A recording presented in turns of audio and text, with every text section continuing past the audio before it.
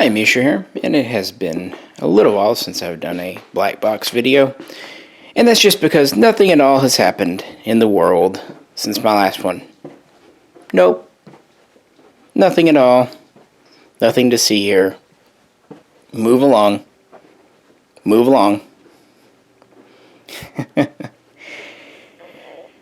Yeah. Now, a lot of it has been, just been busy after the election with work stuff and some family stuff and just stuff in general in life. But had a minute here, thought I would record something. And let's talk about the arm brace situation, which just popped out before Thanksgiving. TLDR, stop freaking the fuck out. Okay. More in depth. The two letters that people are going on about.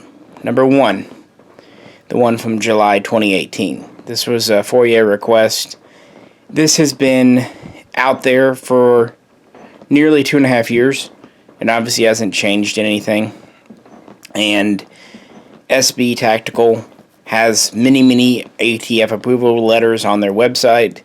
They came out with a statement right before Thanksgiving saying everything's fine as far as they know. Again, this was a 2.5-year letter.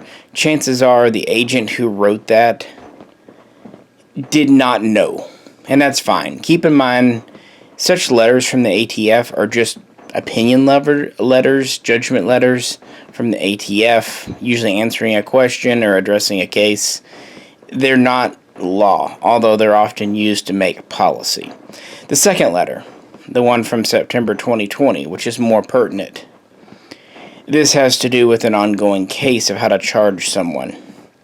And in that, they ask about having an SB brace, SBT, SBAT3, I think, anyway, an SB brace on a shotgun with a barrel under 18 inches.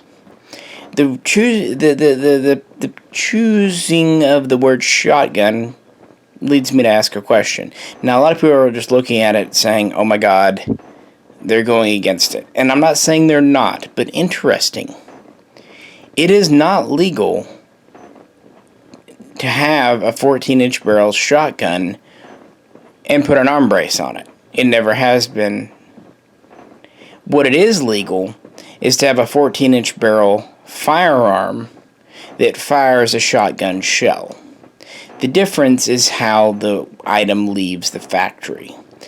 When it comes to rifled things, there's been a long-standing rule that has been upheld in court. You can transform a pistol into a rifle, or for that matter, a receiver into a rifle, but you cannot transform a rifle into a pistol. And this is because pistols have more restrictions than rifles. So if it was legal to turn a rifle into a pistol, theoretically you could circumvent certain laws and regulations. But since pistols are held to a higher standard than rifles, doing the reverse, pistol to rifle, absolutely doesn't skirt any laws whatsoever. Likewise, if you start off with a shotgun, which there's no pistol shotgun, rifle shotgun, or long shotgun. Shotguns are just shotguns. And the minimum overall length for a shotgun is 26 inches, and the minimum barrel length is 18. So shotguns, Title I standard shotguns, cannot have a barrel under 18 inches.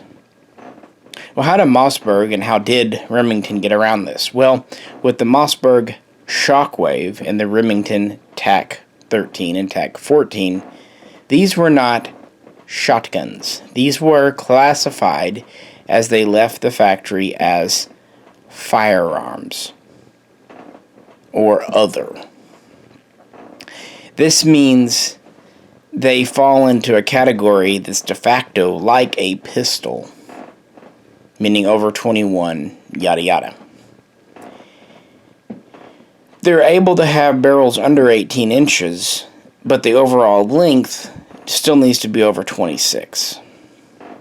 And you could take one of these and put a longer barrel in it, 18, 20 inches, and then put a stock on it. But if you put a stock on it. Otherwise, no go. Likewise, you can't take a shotgun with a barrel over 18 inches, put a shorter barrel in it, remove the buttstock, and put a brace on and call it a shockwave or a firearm or an other. It's a matter of semantics, it's a matter of logistics, but much like how you can't go from rifle to pistol, if this was legal, people could potentially avoid, like the 21-year age restriction and so on and so forth. Maybe that's clear, maybe it's not. Anyway, there it is. So anyway, in reading the letter, I have to wonder, is the weapon in question, did it leave Mossberg or Remington as a firearm, like a shockwave, with the 14-inch barrel, or did it leave the factory as a shotgun, so originally with an 18-inch barrel? I don't know. And as far as I know, you don't either. So while the ATF said it's not legal, we really don't know at this juncture the full details of the case. And that's my point I want to get to in this video. People jump to conclusions before knowing the full details of a case. Now, can we ever know every single piece of information? No. But before you go jumping to conclusions, maybe ask questions. Because a lot of things in this life are not clear, cut, and dry. And this situation isn't either.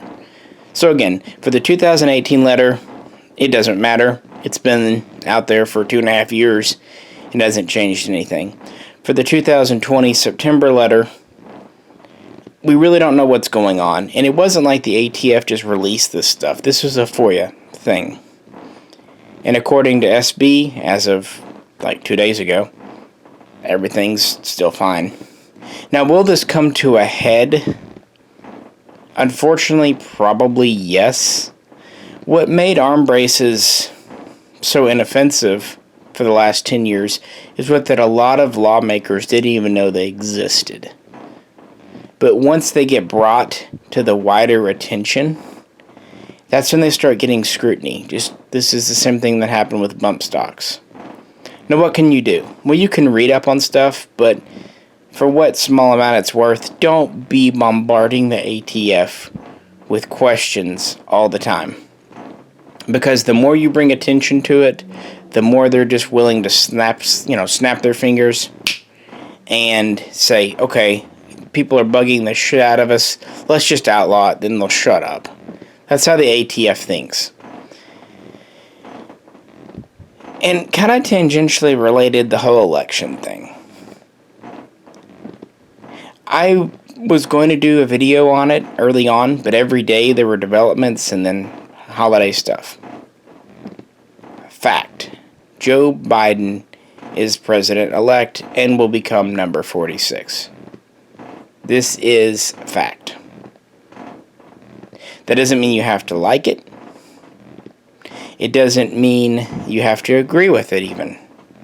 It doesn't mean you have to think he'll be a good president. That's all your prerogative. But this is how it is. He received 6 million more votes. He won the Electoral College 306 to 232, the exact margin that Trump won 4 years ago. It is what it is. The whole conspiracy around it is just that. These are conspiracy theories. They read and sound like the flat earthers, the anti-vaxxers, the chemtrailers, the mud flooders. And this will be a conspiracy going forward, just like the 9/11 truthers. Or the Obama birthers. Yet again, Donald Trump. For those that don't remember, years ago, Trump went on national television claiming that he had proof that Obama wasn't born in the USA. And saying that, they have mountains of proof and it's unbelievable, and they're going to be releasing it any day now. This never happened. And Obama served his term. And it was proved beyond reasonable doubt that he was born in Hawaii, which is part of the USA. In 2016, after the election, even after he won, Trump asserted that the election was rigged. And then he actually won the popular vote by millions. This is what he said even in victory. So is it any wonder in 2020 such claims are coming out? Of course not. This is par for the course. And it's honestly like the boy who cried wolf. He's done this every time, and every time he swears information is forthcoming, what comes out is circumstantial at best and non-existent at worst. That said, I actually watched the entire Giuliani press conference when it aired, on November 19th. And I was actually very annoyed. A lot of people mostly just mentioned the hair dye incident and everything and the open mic thing because that was distracting from the real point. And I told my wife, I said, if what he's allegating is true, this is terrible. And then I said it's virtually unbelievable. And that turns out because it really was. When you start doing some fact checking, most of the claims he made were either just, again, circumstantial or easily disproven. Like for a while, they were saying that Dominion Systems made the machines and that Smartmatic made the software. Incorrect. Both are independent voting systems with machines and software. They're not connected. On top of that, a lot of these signed affidavits that he has, which look terribly damning, many of them came from a website where people could just sign on and put in their testimony. Anyone who's ever visited Twitter, Facebook, Reddit, what have you, can verify how reliable online posting can be. That's just it. Eyewitness testimonies are not held in very high regard in court because humans are flawable. I think I just meant a word there. Flawable. We'll go with it though. They make mistakes. They didn't see what they thought they saw. They mix things up.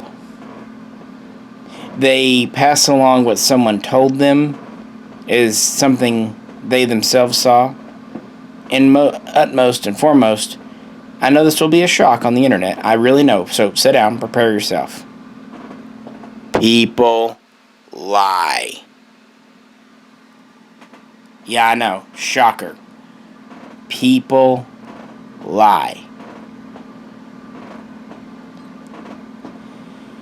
Nevertheless, these have gone to court, and as of today, November 27, another Pennsylvania court tossed out another case filed by the Trump team. Now, if there had only been one or two cases going before the court, I would say yeah. And if they'd been going only in front of Democratic judges, I'd say, okay, that's not right. But a lot of these cases, maybe even the majority, are going before not just Republican judges, but some of them even Trump appointee judges, or at least pro-Trump judges in the past. And these cases are categorically being tossed out because of lack of evidence, which tells me all that stuff, all these affidavits, all these reams of paper that they're waving around, they're a prop. They are there to make it look like there's more than there really is. And this is another classic Trump team thing they've done throughout history. You can look. Whenever they have a case, they don't just say, okay, we have 6 pieces of very solid evidence. It's kind of a quantity over quality thing. The problem is in court, you really need a quality piece of evidence over a quantitative piece of evidence. And I'm not saying what happened right or wrong. All I'm saying is the evidence that they are showing to support their case in almost every instance is not strong enough to bring a case. And this is good. We don't want a criminal system that draws people up in court over hearsay and circumstantial evidence only. That kind of evidence is great as supporting evidence, but as famously said, we need a smoking gun. And to date, that has not happened.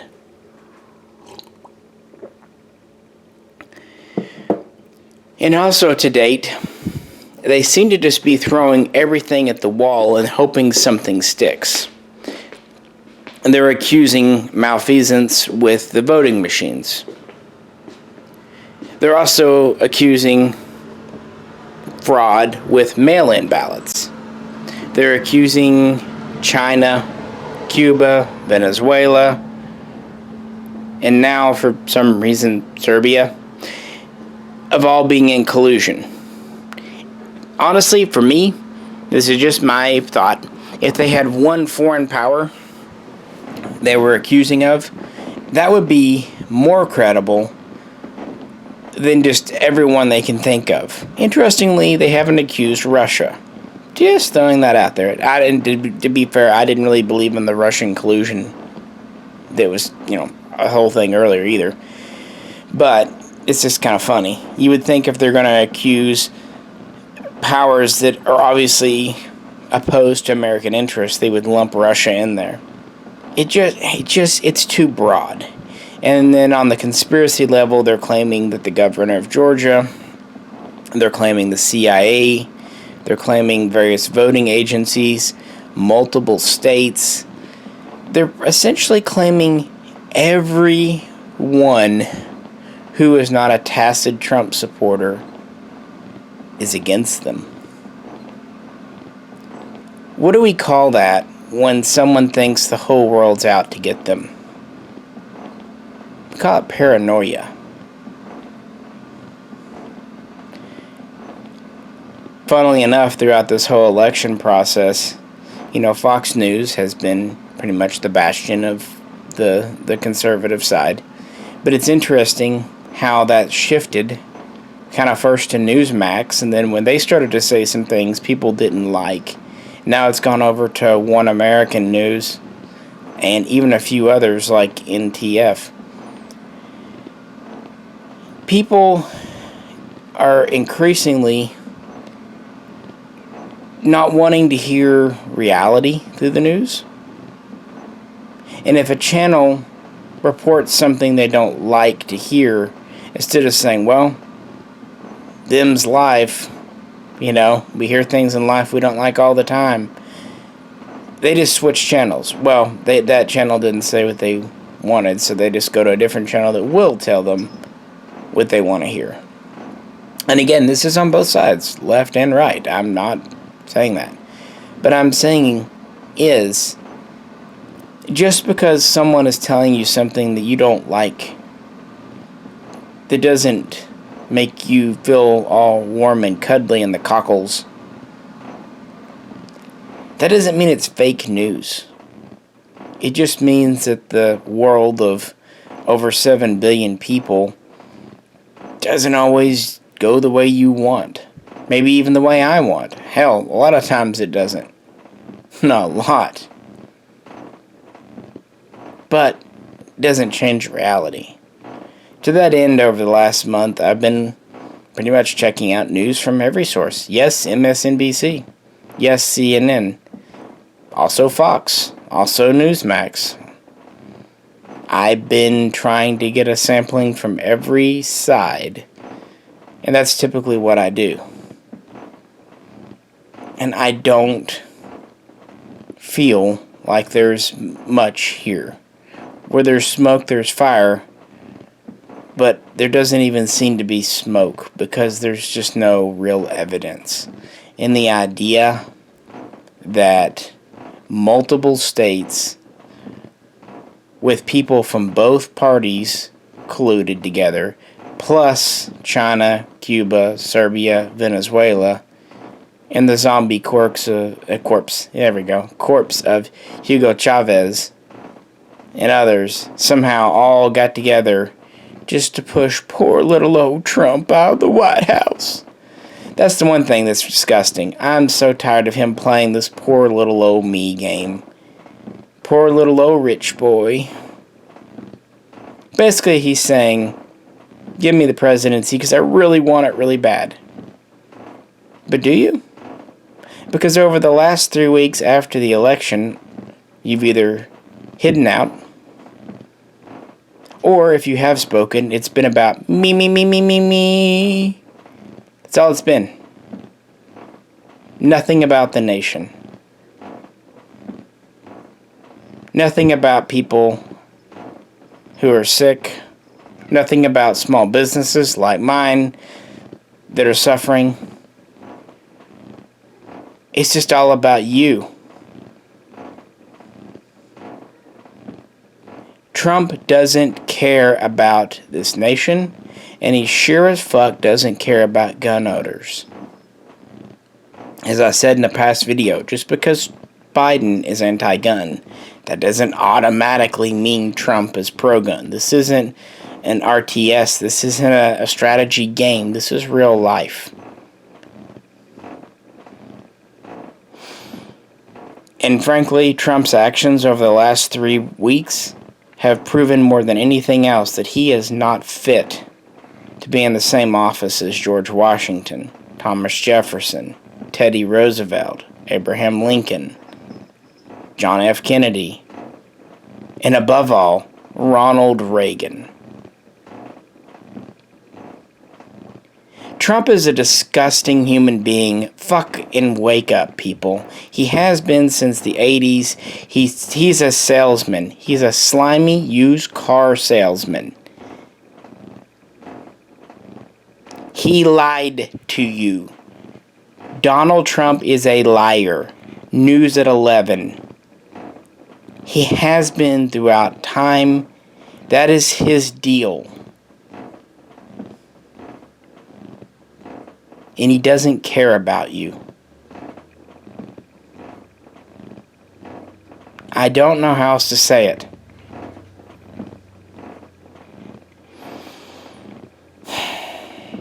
And there's a reason that so many Republicans that have integrity, like McCain and Romney, spoke out against him. You can really tell someone by their friends. You really can.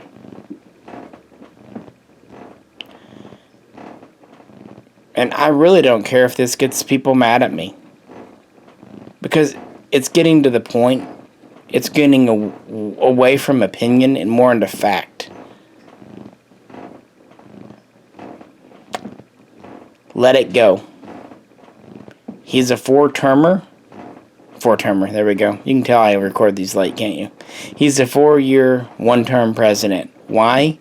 Because he grossly mismanaged the COVID situation, which is real. And I don't even know why he did it.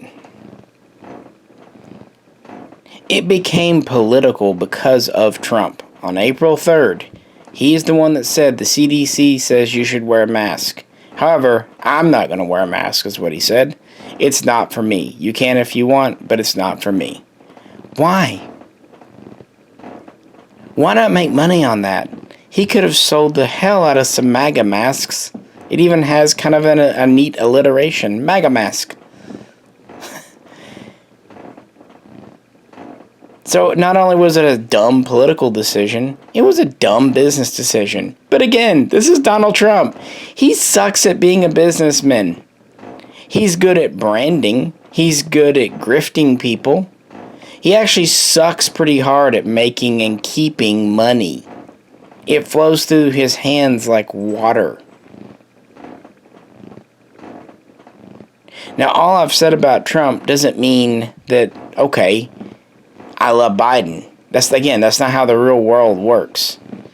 You know, the old South Park joke about the choice between a turd and a deuce. You know, they can both be bad. And that's kind of the problem with our political system at its core.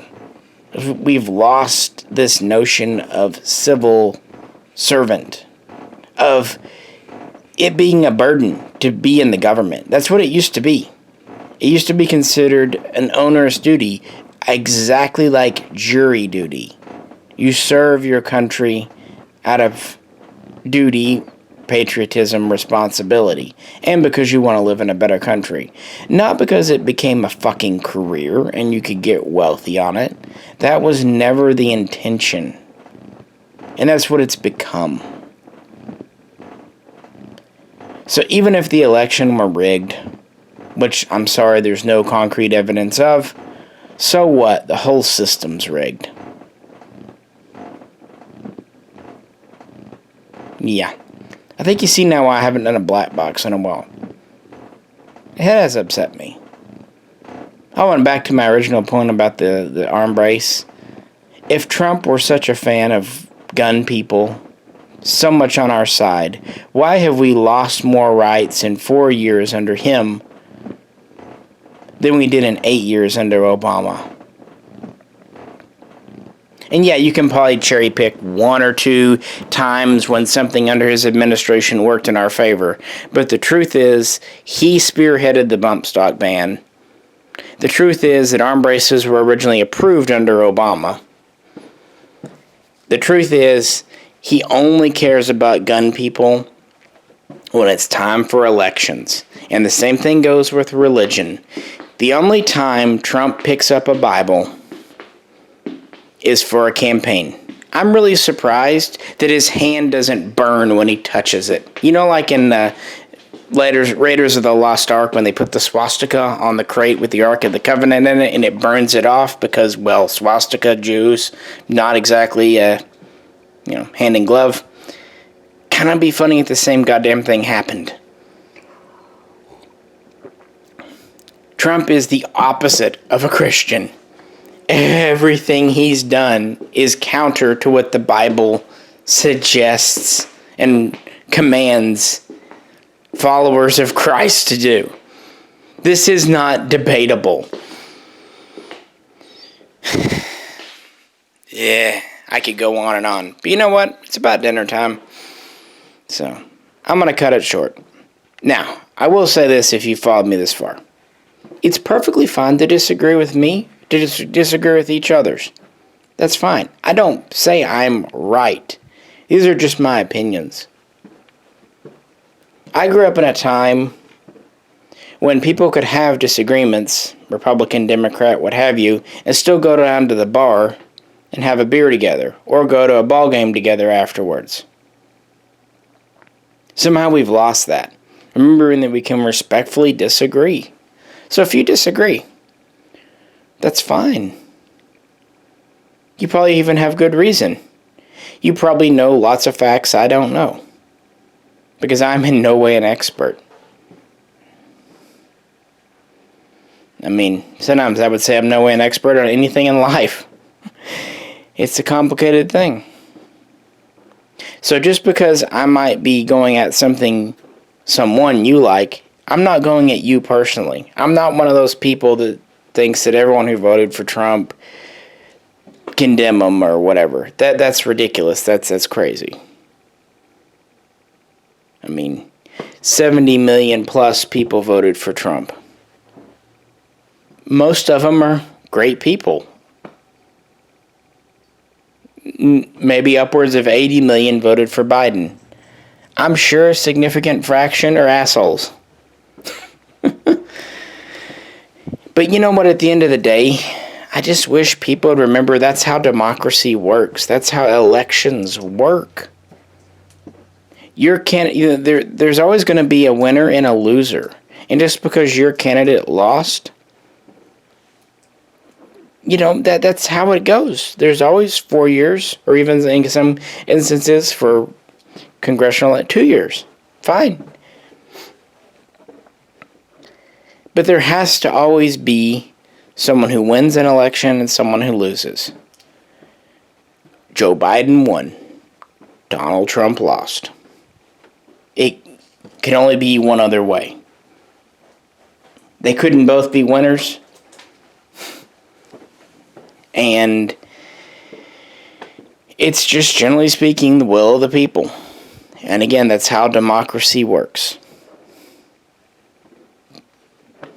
Sometimes you're on the side that wins, sometimes you're not. But please, we don't need to be fighting with each other over this. And that's, again, what is so disgusting. Trump, his activities, it's starting this new conspiracy theory that will last for who knows how long. It's dividing an already crazy nation. I mean, let's be honest, the Democrats already did their best to stir shit up in the cities with all the protests and Antifa and Black Lives Matter stuff. We know how gross that was. We don't need the same thing happening with Trumpers. We don't need the right. We know how poor the left behaved and how much it was upsetting to us. We need to be bigger, better people. We need to accept how things went and move forward and focus on 2 and 4 years from now. And also the runoff in Georgia in January. Because if the Republicans can control the Senate, well, at least nothing too crazy can happen. And that's the worst thing of all. All this jazz, I'm afraid, will actually hurt the runoff on January 5th. And if, because of all this circus that's going on over Trump's election, the Republicans lose the 2 Senate seats and Kamala Harris is the deciding vote in the Senate,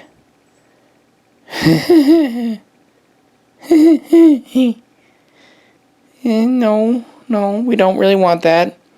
Government works best when both parties have a say. Oh, and that's just it. This is just me for Trump, because not only is it ripping a nation, it's hurting the Republican Party. It's hurting the conservative side of things. Sometimes you have to be a team player, and this is one of those times he needs to be a team player. He became president. Only the 45th person in history to do so. That's still an achievement. And it was his first political office. That is a major achievement. That hasn't happened in a long time in this country. Sometimes you just have to focus on the good. And to wrap things up, kind of wrapping back around to arm braces. I'm not too worried. And I'm not actually all that worried about a Biden presidency when it comes to gun stuff, at least not right away. Because every time a Democrat runs for the White House, you hear how anti-gun they are. I remember the first time hearing about it in '88 with Dukakis, which was about the first election I really paid attention to as a young person. And the kind of stuff they say that Biden is going to just immediately snap his fingers and do, most of that the president doesn't have the power to do. Yes, executive order will allow them to do some things, especially with imports, and I actually really am worried about imports. But as far as a whole new assault weapons ban or taxing every AR-15 or AK in the country, that would have to go through Congress. If an executive order tried to do that, it would go to court and be overturned as unconstitutional. And that's where we have to stand together. It's also where numbers are on our side. There are probably 15 million plus ARs and AKs, maybe even close to 20 in America. Are they really going to tax and confiscate that many? Logistically, it would cost billions of dollars to do. Even with arm braces, there are a couple of million in the country, and they're not registered. They didn't go through FFLs. They got sold on Amazon eBay, what have you. How do you track all those down? And on top of that, people bought them in good faith for almost a full decade, and they have not been shown to be used in crimes.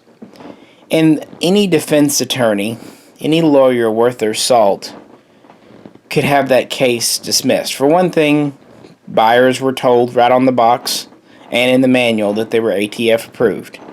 If this was not true, that means SB lied to the buyers, and that means the ATF didn't do their duty in issuing a recall, which they haven't done. You could also make an argument for common use, that they've been out there, people bought in good faith, people put their money in it, they've been in common use for so long, there's no problem, de facto, they're fine. Who knows? Lots of arguments, but don't give up, please. It's not the end of the world. Don't be throwing your braces in the fire. And whatever you do, don't surrender your guns. If a crazy law comes down, don't comply. Don't wave it in people's faces. Don't be obnoxious. Just quietly don't comply, because this kind of stuff will go before the courts. And maybe I'm crazy. Well, I know I'm crazy. But I would like to think American courts are still pretty just. I know some people will disagree, and that, again, that's fine. And I could be wrong. But I also will say this. If our court system is that far gone, that corrupt, our courts are the last defense against complete tyranny. If the courts are that corrupt, this whole nation is, frankly, doomed. And I don't say that lightly at all. But if it's gone that far, then the nation really is rotten to the core. It's like you can save an old house if a few boards and beams are rotten, but if the foundation is crumbling and all of the support beams are rotting, you can't save it. You have to bulldoze it. And I don't think America's that far yet. I told my wife when all this election stuff happened, and as anyone who knows me knows, my wife is an American. She's not from America. I said, one thing that makes me proud to be an American is that for over 200 years, every 4 years, come rain or shine, we have a presidential election. Even during the Civil War, even during World War I, even during World War II. Actually, not during World War I, that's because America was in it so briefly. But right before we got into World War I. Anyway, I digress. And every time, there has been a peaceful and orderly transition of power. We are the oldest continuously functioning democracy on Earth, and one of the oldest and continuously functioning in all of human history. Please, let's not throw that amazing accomplishment away over Donald J. Trump. Please, this isn't worth it. America is so much more. We can be so much more. We are still a great nation. And yes, gun rights play a part in that. Very much so. There's a reason it's the Second Amendment. And we need to protect that too. I'm not advocating violence. I'm actually about as close to a pacifist as you can get without being a pacifist. But I am very much into civil non-compliance. So if in 2021 our new president, Joe Biden, tries to pass unconstitutional gun restrictions, we calmly and as a group fight it. We take it to court. We take our case to court. We behave like responsible gun-owning adults. And that's what's great about gun owners. Because of all the restrictions on owning guns, most every one of us has a perfectly clean record with no criminal charges. We're the bread and butter of this country. We're the ones who just go to work, come home, have families, and we enjoy guns with our friends on the weekends. We're not the problem, and we know this. So yeah, there is a black box, even though I haven't done one in over a month. I do hope everyone is safe and well. We didn't go to see my family on Thanksgiving, pretty much the first time ever, but my father is 80 and only has one working lung. My mother's the same age. It's too much of a risk. I would never forgive myself. And because one of the guys who works for me, his daughter was exposed just a few days before the holiday, and so I couldn't swear that I didn't have it either. If I got my folks sick, I couldn't live with myself, so we stayed home. Hopefully by Christmas, hopefully we can at least go down then, because it's pretty rough. We haven't seen family in coming up on a year this Christmas. It's not easy. It's not easy, guys. Anyway, hope everyone's staying safe and well, and yeah, please don't throw your braces away. All's good there. And if you're upset over the election, I really do feel you. I sincerely do. But that's just kind of how the cookies crumbled this time. But in 4 years, there'll be another election for president. And we just need to get out and vote therein again. It's very much our right, our duty as Americans, frankly. By the way, my state did go red, did go Trump, just so you know. But yeah, it's neither here nor there. But with that, I'll let you go. If you could, like, share, and subscribe, and please comment. But let's just kind of keep it civil. Because again, at the end of the day, we are Americans, and we really, really need to stand together in all this crap. Because it isn't us versus them thing, but it's not right versus left. It's the citizens versus the ruling class. Please keep that in mind. This is Misha, and I'll catch you very soon next time.